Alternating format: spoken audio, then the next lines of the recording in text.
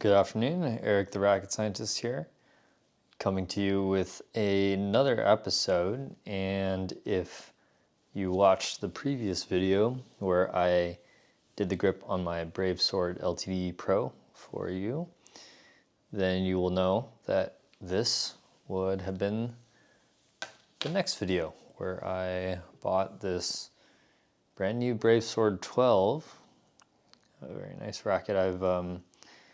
As I said in the previous video, I've owned 4 of these in the past. I've owned, I think 3 of the blue ones, and then one of there was another color, the like black, or I guess it was like kind of a dark gray and red version. So I had 4 of these, all in for you. And I sold them, well, 2 of them were stolen along with my whole badminton bag many years ago. That was in 2019. And the other 2 I sold because I was just moving on from that racket. I felt that, it was a good racket, but it didn't give me a lot of backline power because it's for you, it's even balance, kind of soft. So wasn't getting a lot of power out of it. I also felt like the racket wasn't kind of enforcing like good fundamentals, and I will explain what that means in a second. But let's go ahead and get started because I have no idea if this is going to be easy or not to actually clean. And, we're going to find out soon enough whether this is going to be a straightforward process or not. So let's go ahead and get this off. So it's been a while since I've had one of these in my hand, and one thing I noticed is that this one actually says made in China, so it's manufactured in China, whereas all of the previous ones that I had, I'm fairly certain they were all manufactured in Taiwan. So I don't know what differences they're going to be, but we're gonna find out. So as I also stated in the previous video, the BraveSword series, very long-standing racket series. So, they've been manufactured for a very long time, and you can kind of see that in a lot of the design is quite old school. There's nothing complex about the frame design. It's a very straightforward sword frame, except for the patented what do they call it? The inner waves. Yeah, on the inside of the frame there. But back in the day, earlier in the 2000s, 2010s, it was much more common for rackets to all have similar frame shape. Use the same molds, save some money, and then and just change up the composition of the racket.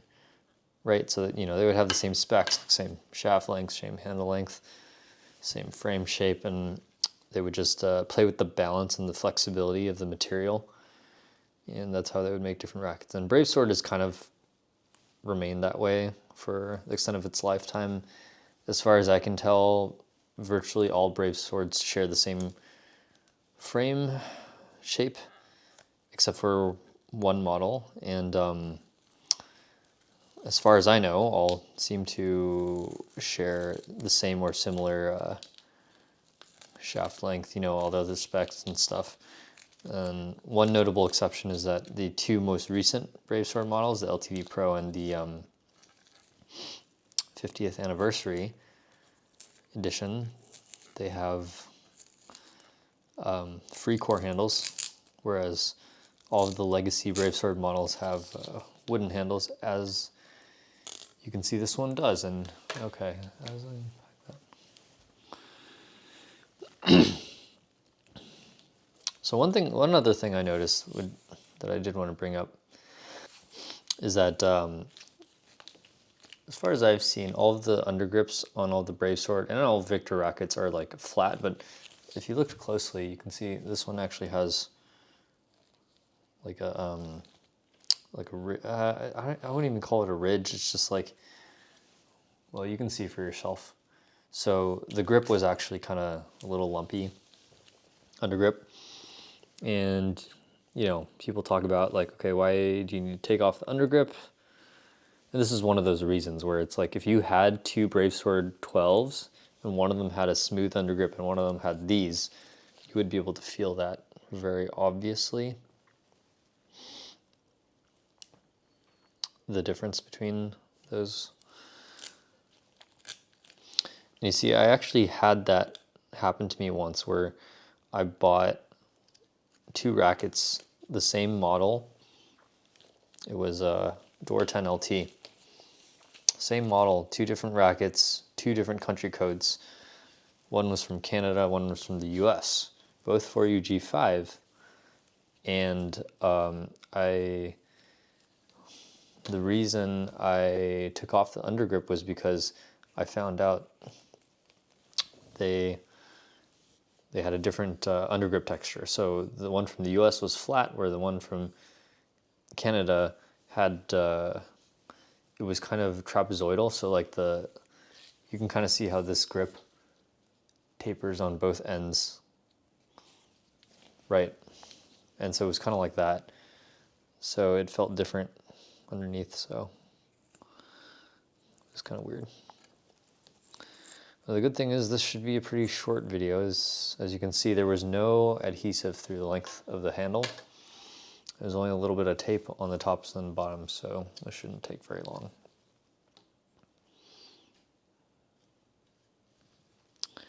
And you know, one of the things that I was concerned about, so like if you follow some of my other videos, you might know that I'm always a little concerned about the quality of the wood handles that are manufactured in China, because a lot of the leaning rackets I've gotten from that are manufactured in China have had some questionable wooden QC in the wood handles. But this one seems to be pretty nice, as you can see.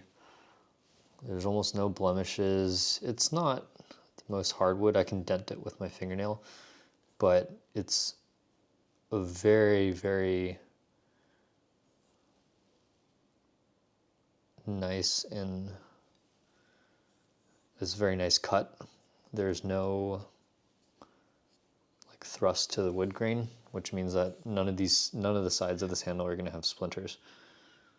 And yeah, there's no weird knots or anything. It's like a very straight grain piece, which is nice.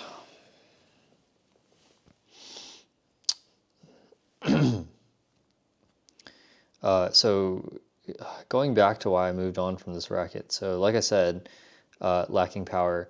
And, you know, it was never really meant to be a power racket, and I understand that. And I typically don't consider myself a very powerful player anyway, so it's like, it's one of those situations where it's like a racket that kind of, it's like enhances your strengths, but then it doesn't improve your weaknesses at all.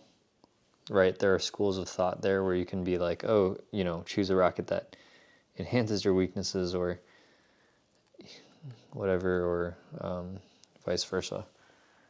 And there's no right answer. You can kind of do it either way. One thing I'll say about the BraveSword 12, which I really like, is that this is probably one of the most easy to maneuver accessible rackets. I think probably up there with the NanoFlare 700 from Yonex. Like the NanoFlare might be easier to find, but at least back when BraveSword 12 was, I actually don't know if it's still being manufactured, but BraveSword 12 was like super affordable option. Like if you find these in Taiwan, these are really not expensive at all.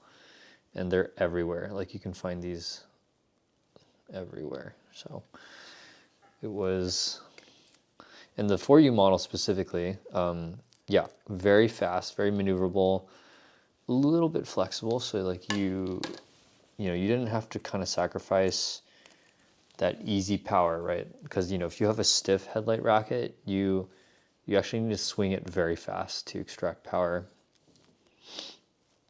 out of it. And so that little flex kind of made it such that you didn't lose too much, but it reduced the maximum power of the racket, right? Like it made it so that you had to be very strong or run really high string tension in order to get big power out of the racket. And that's kind of what I was concerned about.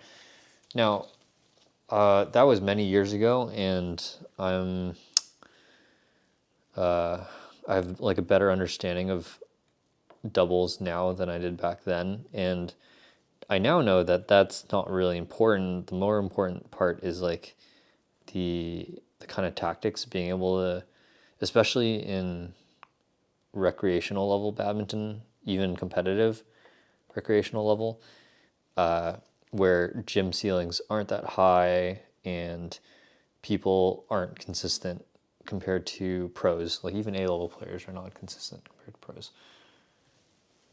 then you will, like having a racket that lets you react quickly, that lets you apply pressure on the front court, and that lets you defend well, in a lot of situations, I think can be more beneficial than a racket that just hits hard, because you also, like I said, with the gym ceiling heights, right? Long rallies with like high lifts and stuff are not things that you kind of see very often in recreational tournaments, even A-level. Well, you do see that in the pro scene, especially like the Koreans like to play that sort of game. And so just having a racket that you can kind of defend and attack quickly, right, can be more valuable than a racket that you can just hit hard with plainly. Because like a racket like this will allow you to kind of get those really fast stick smashes and allow you to keep up really quickly in the drive game. Whereas something heavier like a, like an Astrox, if you don't have good racket discipline, then like, you're not going to get your racket up in time, and it's not going to matter how powerful the racket is if you can't, keep the pace of the rally and keep the pressure on. So the other caveat is actually that's a good segue, because, I mentioned a thing where it's like this racket doesn't enforce good racket discipline, and that's precisely why, because it's so fast and so maneuverable that you can get away with a lot of things that you can't with other rackets. Like you can react. So for example, if you're someone who has a bad habit of like not keeping your racket up during rallies, this racket's fast enough to where you can bring your arm up and get back in the rally, or like get the shot. Whereas another racket, like if you had an Astrox, you might not be able to do that. And then some people are going to choose this racket for that reason. And like, it's fine, but like you shouldn't use it as a crutch, right? Like you should just have better racket discipline, in my opinion. Now, I'm not saying that's a reason to go for or avoid any certain rackets, but it's just like, it doesn't change the fact that this racket is really good at reacting, right? That's still going to help you in defense and drive situations. But like, when I talk to people and they're like, oh, I like light rackets because, I feel like heavy rackets are too slow in the drive game and I can't like get to the drive in time. I always question whether like, okay, does this person actually have good racket discipline first, or is it just like, I mean, it's fine, right? You can play the game however you want to, but each kind of has their own. Now, I think in theory where this kind of loses out a little bit is like stability, right? So a lot of people talk about heavier rackets. They're like, okay, they're more powerful. And well, that's kind of like, how do you say it, like a fallacy, right? Because power is just a function of when the racket collides with the shuttle, like how much kinetic energy has been transferred in that collision.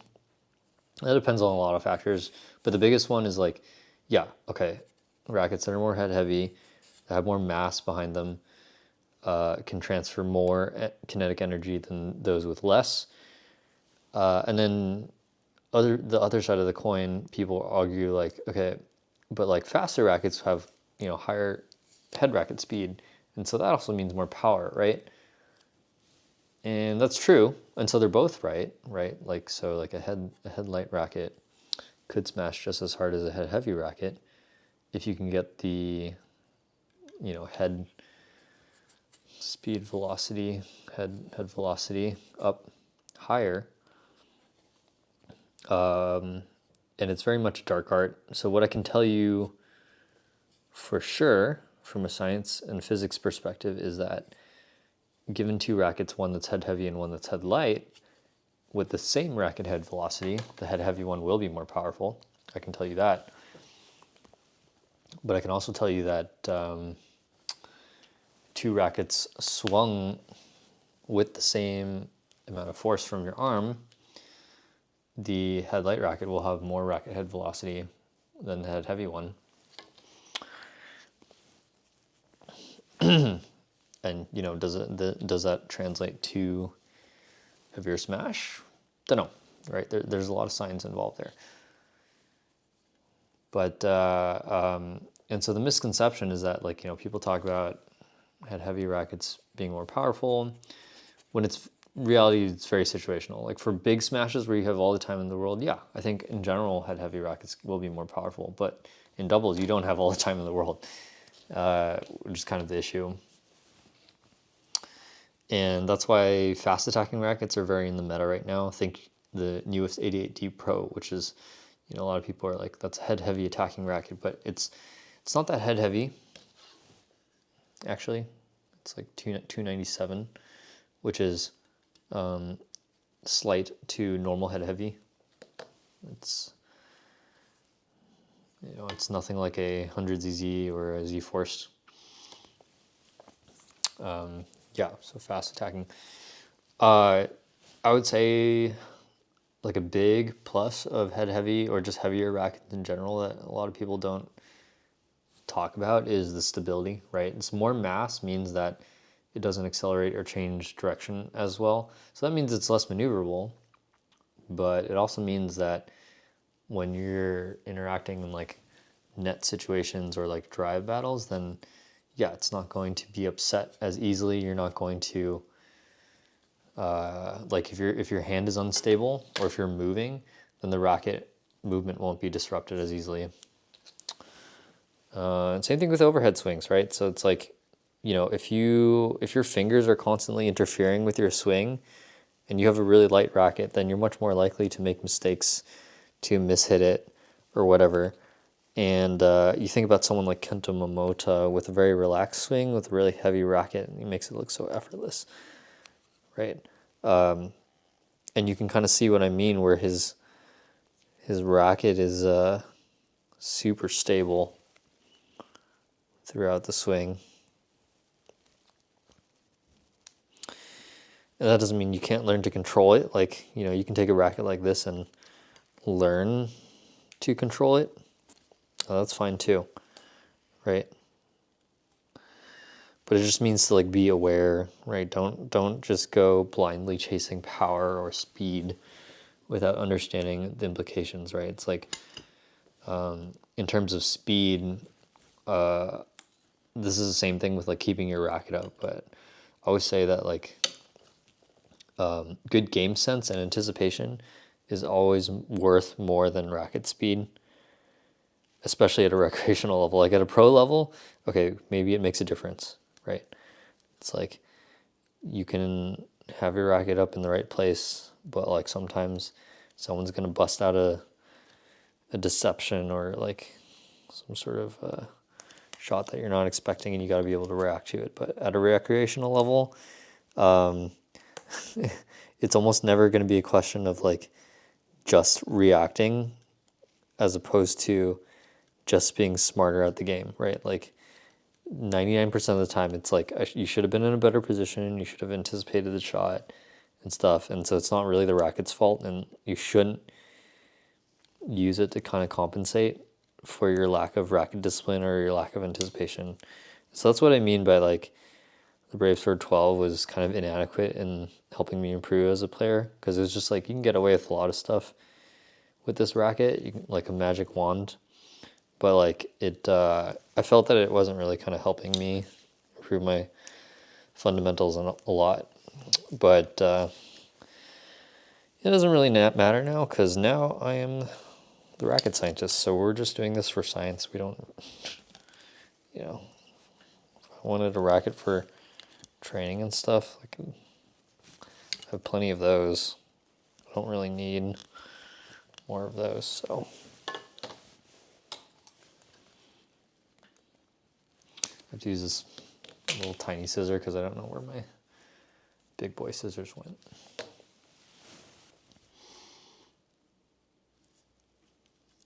One thing I noticed is that this is supposed to be a G5 grip, but it feels, I don't know if it's just me, this feels a little small for G5. I mean, you can see this in the cone too, so like I do my double layer at the top of the cone, and usually for Yonex rackets, that's thick enough to bring it to the same height as a cone, but this one is still a little short, especially on the corners. This is like quite a large edge. You can always add an extra layer after the fact up here if I want a bigger transition step between there and there, but it's fine. I'm just gonna go ahead and grip it.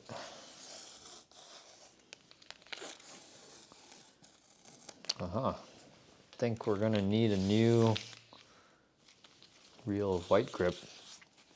I think these come in packs of, was it 30 or 60? I think it was packs of 60, and then each of these little, because it comes in packs where there's 2 reels, and I think each reel has 30. So that means I've used up 30 of those white grips.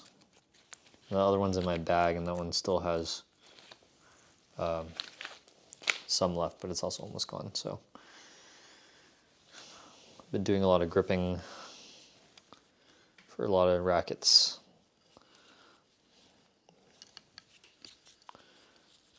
Yep.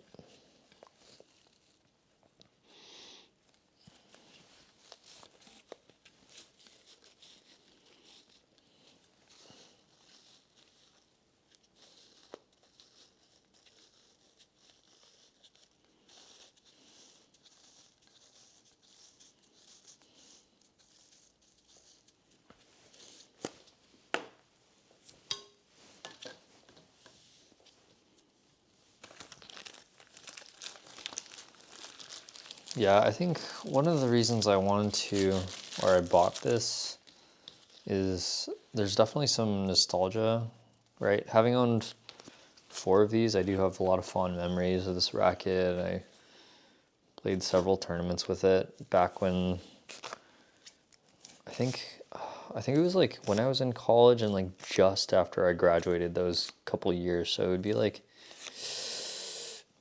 2017 to 2019 maybe. No, actually no. 2018 and 2019 was when I used this racket, I believe.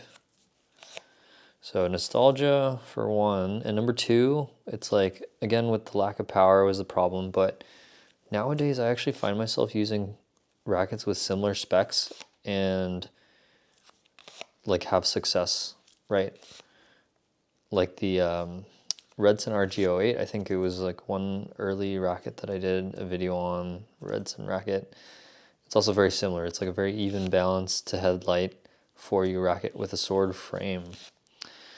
And so you'd think like, okay, this thing lacks kind of power, but it comes down to things like hitting technique and a lot of it's placement too, right? After a certain point, I think a lot of players can hit hard enough to score or like maintain the attack. But especially at the recreational level, again, big power is not really the issue. It's it becomes a lot of other things, right? So like it's like, you know, big smash, okay, great, but then it's like balance, right? Can you smash and then stay on balance without like falling over onto your face? And like get in position for the next attack. Like can you attack continuously? I think that's a really big and really important aspect that people kind of sleep on. And then attack placement, right? Like being able to place your smashes. Like I play a lot of players who can smash decently hard, but like they just have like no control over their smash, so they can't really place it very well. And then that's always kind of weird, because like, you know, you smash in the middle, or they smash in the middle, and it's like, okay, yes, it's fast, but if it's predictable, it doesn't really matter. Or they just miss, and then it's like, okay, well then that's not very helpful either. So placement, right? You know, the whole point of smashing. Well, if you're D level, then smashing is for scoring, yes. But as you go up, smashing does less and less, and so it's all about keeping your opponents honest and like maintaining the attack and also getting them uncomfortable and off balance, right? It's not usually not going to just win straight points off of smashing.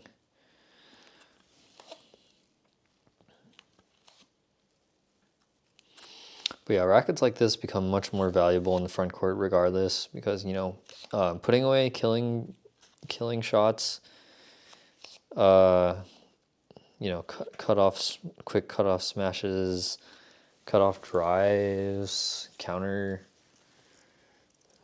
drives, defense, it's all way better with rackets like this. Now with my complaints about this racket being a little too weak though, I think one thing that's on my bucket list is to see if I can get my hands on a 3U model, but I haven't really been able to find one.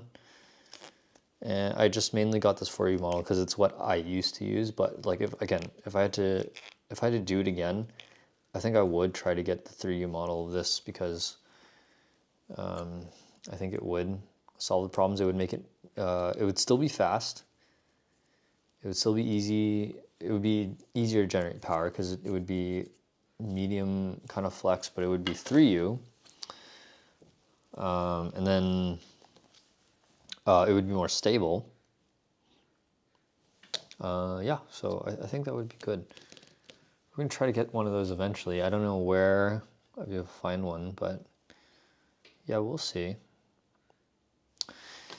Anyways, so that was the BraveSword 12 compared to my BraveSword LTD Pro. And it's been a long time since I used it, but the effective stiffness feels very similar. That is, these both feel like kind of medium flex rackets, although the LTD Pro is more because it just has a ton of head weight. So I'm guessing that the shaft material actually is stiffer than that in the 12. Although it's a little hard to tell also with the free core handle. I think it's just the flex length the free core handle allows also changes that. Anyways, we're just gonna take that onto the court. And then, yeah, so one final surprise for you. And you probably can guess what that is because I've been hinting at it the whole time. So what I have here is a brand new BraveSword 10 3UG5 with the plastic still on the wrapper. Yeah, this is a racket that's been discontinued for probably over a decade, 10 years minimum. And this was my first main racket back in high school in 2011, 2012, maybe 2010 to 2012, but which was 15 years ago. So very old racket. Where I grew up playing, this was really popular back in the day. This was the other rackets that were popular was the NanoSpeed 9900 and the Arc Saber Z Slash, I believe, were popular at that time. And I used this BraveSword 10. And I have a 3U1 because we used to use plastic shuttles back in high school. And again, just got the 3U model because that's what I was used to. But so if you're excited about that, stay tuned, and I'll be doing my next episode on this one. So that's it for today. Thank you for watching, and see you next time.